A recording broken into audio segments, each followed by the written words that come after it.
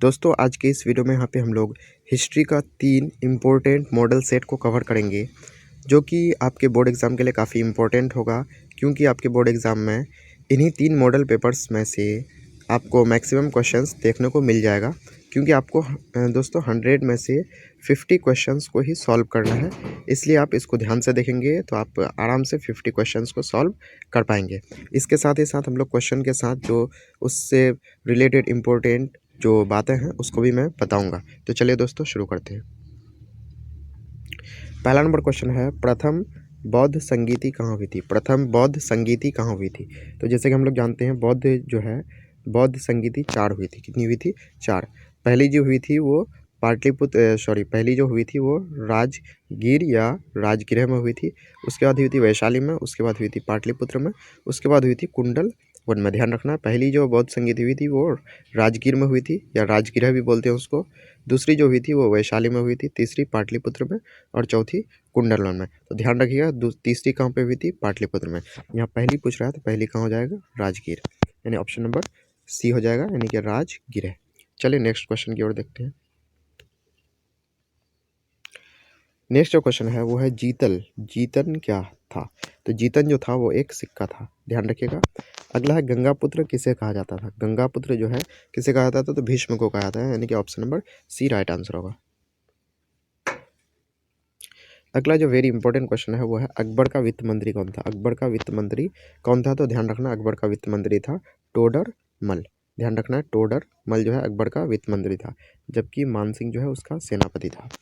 चलिए नेक्स्ट देखते हैं, अकबरनामा की रचना किसने की? तो अकबरनामा की रचना की थी अबुल फजल ने, यानी कि ऑप्शन नंबर डी यहाँ पे राइट आंसर होगा, यानी कि अबुल फजल। चलिए नेक्स्ट क्वेश्चन की ओर देखते हैं। नेक्स्ट, भारत में मुगल वंश का संस्थापक कौन था? तो 1526 ईस्वी में इब्राहिम लोदी को हरा करके मुगल वंश की स्थापना किया था। कौन? बाबर ने। ठीक है। आगे, तहकीक हिंद किसकी यात्रा है? तहकीक हिंद किसकी यात्रा वृत्तांत है? तो ध्यान रखना, अल बरूनी का है। किसका है? अल बरूनी का तहकीक हिंद या किताबुल हिंद, ध्यान रखिएगा। अगला क्वेश्चन है, अवध में 1857 की क्रांति का नेतृत्व किसने किया? तो 1857 की क्रांति का नेतृत्व अवध से किया था बेगम हजरत महल ने, और लखनऊ से भी किया था बेगम हजरत महल ने, पटना से किया था पीर अली ने, उसके अलावा कानपुर से किया था नाना साहब ने। तो इसको आप ध्यान रखिएगा।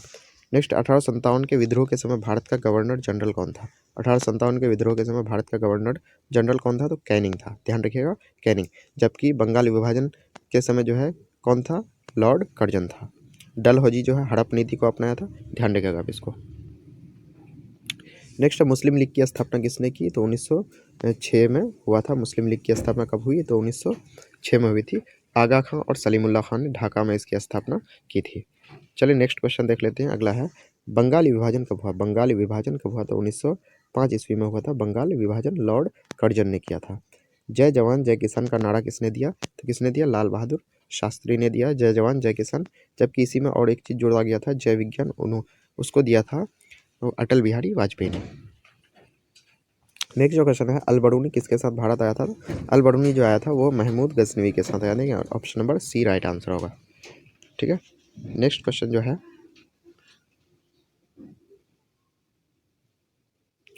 नेक्स्ट क्वेश्चन जैसे कि आप देख पा रहे हैं, यह कैप्टन हॉकिंस किस मुगल शासक के दरबार में आया था? तो ये जहांगीर के दरबार में आया था, option number B right answer होगा। आगे gateway of India. Gateway of India कहाँ पे है? मुंबई में है। तो इसका निर्माण हुआ था 1911 में। जबकि अगर इंडिया गेट पूछे तो इंडिया गेट की स्थापना हुई निर्माण हुआ था 1931 में, ध्यान रखिएगा। आगे, सविनय अवज्ञा आंदोलन कब शुरू हुआ? तो 1930 में शुरू हुआ था सविनय अवज्ञा आंदोलन। जबकि असहयोग आंदोलन की बात करें तो 1920 में शुरू हुआ। गांधी जी का राजनीतिक गुरु कौन था? तो गोपाल कृष्ण गोखले थे। गांधी जी का राजनीतिक गुरु कौन थे? गोपाल कृष्ण गोखले। नेक्स्ट है, बिहार में चंपारण सत्याग्रह कब शुरू हुआ? तो 1917 में शुरू हुआ। गांधी जी पहली बार जो है किसी किसान आंदोलन में पार्टिसिपेट किए थे 1917 में। किसके बुलावे पर आए थे? तो राजकुमार शुक्ल, ध्यान रखिएगा। आगे, गांधी इरविन समझौता कब हुआ? तो 1931 में हुआ था।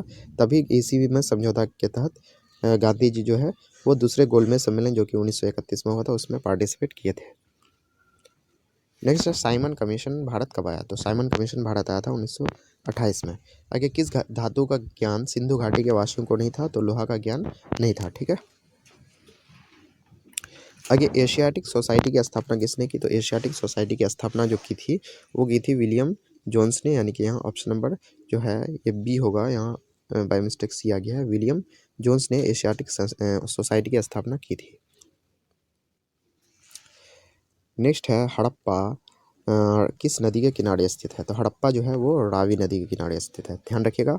इसके लिए ट्रिक है हड़ा, यानी हौ से हड़प्पा और रा से रावी, और मोहनजोदड़ो जो है उसके लिए है मोसी, मोसी यानी कि मो से मोहनजोदड़ो और सी से सिंधु, ठीक है, ध्यान रखिएगा आप इसको। आगे पाटलिपुत्र के संस्थापक कौन थे? तो ध्यान रखना उदयन थे, ठीक है, उदयन या उदयन पाटलिपुत्र के संस्थापक थे। मुद्रा राक्षस किसकी रचना है? तो मुद्रा राक्षस जो है ये विशाख दत्त की रचना है, जबकि कौटिल्य की रचना है अर्थशास्त्र, और मेगास्थनीज का है इंडिका। समुद्रगुप्त की तुलना किससे की जाती है? समुद्रगुप्त की तुलना नेपोलियन से की जाती है। आगे बुद्ध का जन्म कहाँ हुआ था? तो बुद्ध का जन्म हुआ था लुम्बिनी में, जबकि पावापुरी में हुआ था किसका जन्म? सॉरी, बुद्ध का जन्म जो है वो लुम्बिनी में हुआ था, ठीक है। आगे जो नेक्स्ट क्वेश्चन है, भारत आने वाले पहले यूरोपियन कौन थे? तो जैसे हम लोग जानते हैं कौन थे, पुर्तगाली वास्को डी गामा सबसे पहले आया था, ठीक है। प्लासी की लड़ाई कब हुई? प्लासी की लड़ाई तो 1757 में हुई, जबकि जो बक्सर की लड़ाई हुई वो 1764 में हुई, ठीक है। तो ऑप्शन नीचे है, आप इसको ध्यान रखिएगा। प्लासी की लड़ाई कब हुई थी? 1757 में, और बक्सर की लड़ाई 1764 में। आगे अस्थाई बंदोबस्त किसने लागू किया? तो इसको आप ट्रिक से याद रखिएगा। अस्थाई अस्थाई अस्थाई यहाँ कॉर्नवालिस में आता है, कॉर्नवालिस, ठीक है। तो वॉलिस में वॉल आता है, वॉल, वॉल मीन्स दीवार, दीवार जो है वो अस्थाई होता है, इसलिए अस्थाई बंदोबस्त किसने लागू किया? लॉर्ड कॉर्नवालिस ने, ठीक है, यानी कॉर्नवालिस, वॉल से याद रखिएगा, ठीक है। आगे वीर कुंवर सिंह कहाँ के रहने वाले थे? ध्यान रखना जगदीशपुर के रहने वाले थे वीर कुंवर सिंह। नेक्स्ट क्वेश्चन है, काफ़ी इंपॉर्टेंट क्वेश्चन है। 1916 में भारतीय राष्ट्रीय कांग्रेस के लखनऊ अधिवेशन की अध्यक्षता किसने की थी? तो ध्यान रखना अंबिका चरण मजूमदार ने जो है 1916 में हुए भारतीय राष्ट्रीय कांग्रेस की जो है लखनऊ अधिवेशन की अध्यक्षता की थी। इसी में जो है वो कांग्रेस और मुस्लिम लीग, इसके साथ ही साथ गरम दल, नरम दल, ये सभी एक हो गए थे लखनऊ अधिवेशन 1916 में, जिसकी अध्यक्षता की थी अंबिका चरण मजूमदार या AC मजूमदार। नेक्स्ट है माई एक्सपेरिमेंट विद ट्रूथ किसकी ऑटोबायोग्राफी है, आत्मकथा है? तो यह है महात्मा गांधी की, ठीक है। 1919 के अधिनियम को क्या कहा जाता है? तो 1919 के अधिनियम को कहा था मॉन्टेग्यू चेम्सफोर्ड सुधार एक्ट, यानी कि मॉन्टेग्यू चेम्सफोर्ड सुधार एक्ट, जबकि 1909 का कहा था मार्लेमिंटो सुधार। आगे 24 जनवरी 1950 के संविधान सभा के कितने सदस्यों ने संविधान पर हस्ताक्षर किए? यानी 1950 24 जनवरी 1950 में कितने सदस्यों ने संविधान पर हस्ताक्षर किए थे? 284, option number C right answer होगा।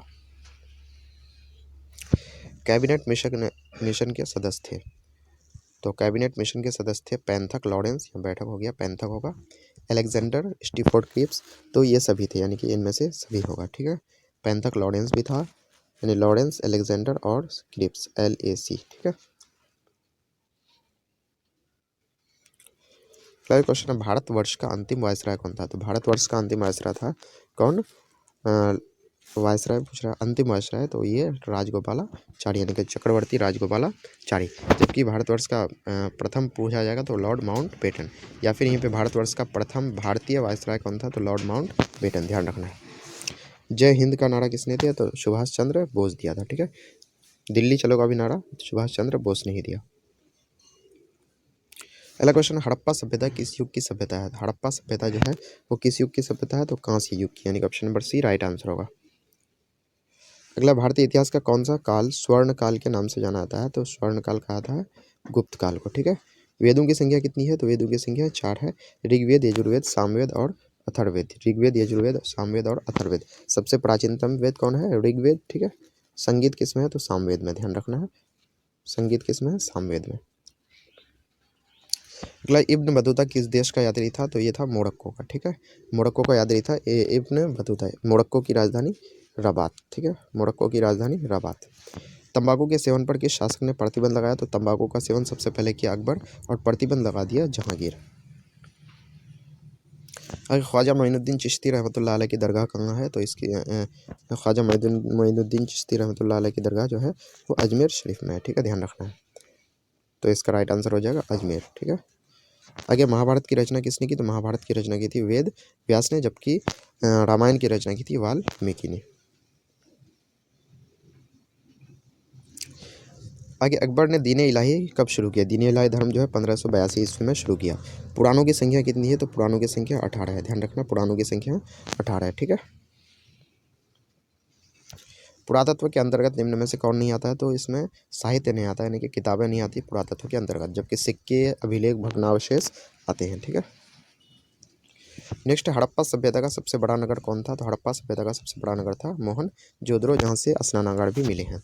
1857 के विद्रोह के समय इंग्लैंड का प्रधानमंत्री कौन था? तो पाम्पस्टन थे। ठीक है। Option number C right answer होगा। अब यहाँ पे हम लोग देख लेते हैं कुछ सब्जेक्टिव क्वेश्चन को, जगह काफ़ी इंपॉर्टेंट है। ठीक है।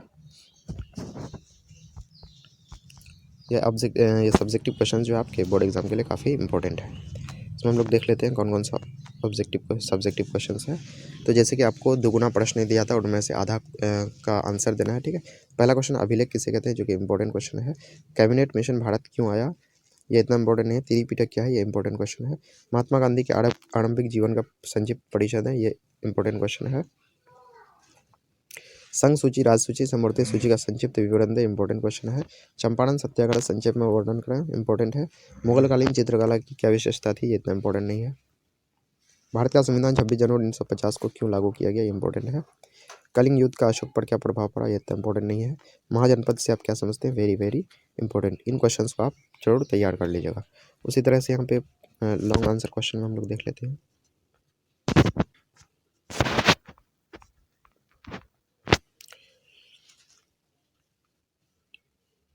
लॉन्ग क्वेश्चन आंसर में हड़प्पा सभ्यता के पतन के प्रमुख कारणों का वर्णन करें। Very important question. भारतीय स्वतंत्रता आंदोलन में महात्मा गांधी के योगदानों का वर्णन करें। Very important question. हड़प्पा सभ्यता की प्रमुख विशेषताओं का वर्णन करें। ये इतना इंपॉर्टेंट नहीं है। सिंधु सभ्यता को नगरीय सभ्यता क्यों कहा जाता है? ये भी इतना इंपॉर्टेंट नहीं है। तो इन क्वेश्चन को आप रेडी कर लीजिएगा। चलिए दोस्तों, मिलते हैं आपको जो है मॉडल सेट नंबर 2 में। आप तीनों मॉडल सेट जरूर देख करके एक बार जाइएगा। चलिए मिलते हैं नेक्स्ट वीडियो में। जय हिंद, जय भारत।